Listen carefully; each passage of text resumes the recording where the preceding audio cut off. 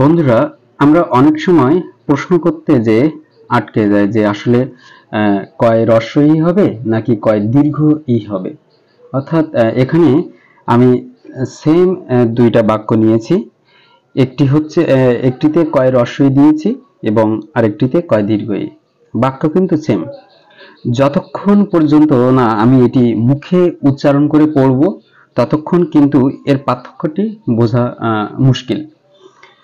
যেমন আমি এখানে লিখেছি যে আপনি সকালে কি খেয়েছেন, অর্থাৎ কয় হ্রস্ব ই যখন থাকবে তখন আমার এর টোনটি ঠিক এরকম হবে যে আপনি সকালে কি খেয়েছেন।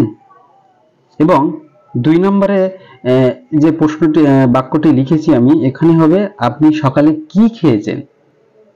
অর্থাৎ দুটি বাক্যই কিন্তু একই, শুধুমাত্র এই কয় হ্রস্ব ই এবং কয় দীর্ঘ ই এইখানটাতে পার্থক্য।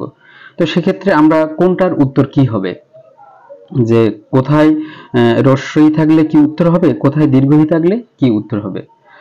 তো প্রথম প্রশ্নটা আছে যে আপনি সকালে কি খেয়েছেন, সেক্ষেত্রে কিন্তু আমার উত্তর আসবে যে হ্যাঁ অথবা না। ২ নম্বর বাক্যে আমি লিখেছি যে আপনি সকালে কি খেয়েছেন, সেক্ষেত্রে আপনি নিশ্চয়ই হ্যাঁ অথবা না দিয়ে প্রশ্নের উত্তর দিতে পারবেন না। সেক্ষেত্রে আপনাকে ডিটেলসে লিখতে হবে। আপনি বলতে পারেন যে আমি মাছ দিয়ে খেয়েছি, ডাল, ইত্যাদি ইত্যাদি। অর্থাৎ তাহলে আমরা সহজে বুঝলাম যে কোনো বাক্যে যদি কয় হ্রস্ব ই দিয়ে প্রশ্ন থাকে তাহলে আমাদের সেটির উত্তর করতে হবে এক কথায় হ্যাঁ অথবা না দিয়ে। আর যদি কোনো বাক্যে কয় দীর্ঘ ই থাকে, অর্থাৎ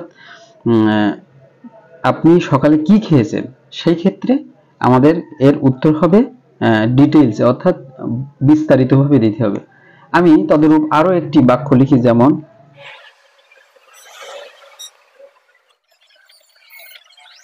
বন্ধুরা আমি এইখানে কিন্তু দুইটা বাক্য লিখেছি, আবার প্রায় সেম। একটিতে দিয়েছি কয় হ্রস্ব ই, একটিতে কয় দীর্ঘ ই। এখন আপনারা নিশ্চয়ই বুঝতে পারছেন যে এখানে উত্তর একদম একই হবে না। প্রথমটি উঠতে হবে এবং প্রথমটির যে টোন উচ্চারণ করতে হবে এইভাবে, আপনি কি খাবেন। অর্থাৎ এই খাবেনে কিন্তু আমি জোর দিয়েছি, আপনি কি খাবেন। অর্থাৎ কয় হ্রস্ব ই থাকলে সেখানে কিন্তু জোর দিয়ে বলা যাবে না। যখনই দীর্ঘ ই থাকবে তখনই আমরা জোর এই কয় দীর্ঘ ইর উপরে জোর দিব। অর্থাৎ আমরা বুঝলাম যে দীর্ঘ ই মানে দীর্ঘ স্বরে উচ্চারণ করতে হবে। অর্থাৎ আপনি কি খাবেন, আমি উত্তর লিখলাম হ্যাঁ অথবা না। পরের বাক্যে দেখছি যে আপনি কি খাবেন, দেখুন আমি কিন্তু এইখানে জোর দিয়েছি টোনে, এইখানে কিন্তু গলার স্বর নামিয়ে দিয়েছি, আপনি কি খাবেন। আর এখানে বলছিলাম আপনি কি খাবেন, শেষ শব্দে কিন্তু জোর দিয়েছি, আর এখানে এই দীর্ঘ ইতে জোর দিয়েছি।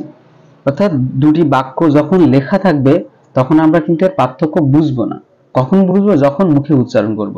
আর আমাদের যখনই জানা থাকবে যে কয় হ্রস্ব ই এবং কয় দীর্ঘ ইর ব্যবহার কি, তখন আমি লিখবো আপনি কি খাবেন, তখন আমি লিখবো মাছ, ইত্যাদি ইত্যাদি আমি বিস্তারিত আকারে বর্ণনা করব।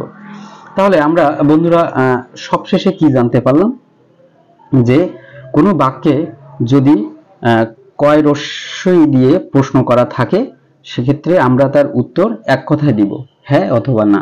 আর কোনো প্রশ্নে যদি কয় দীর্ঘ ই থাকে সেক্ষেত্রে আমরা তার উত্তর দিব বিস্তারিতভাবে, যেরকম এই দ্বিতীয় প্রশ্নটি আমরা উত্তর দিয়েছি মাছ, ডাল, রুটি, মাংস, ইত্যাদি ইত্যাদি। তো ভিডিওটি ভালো লাগলে শেয়ার করবেন। ধন্যবাদ।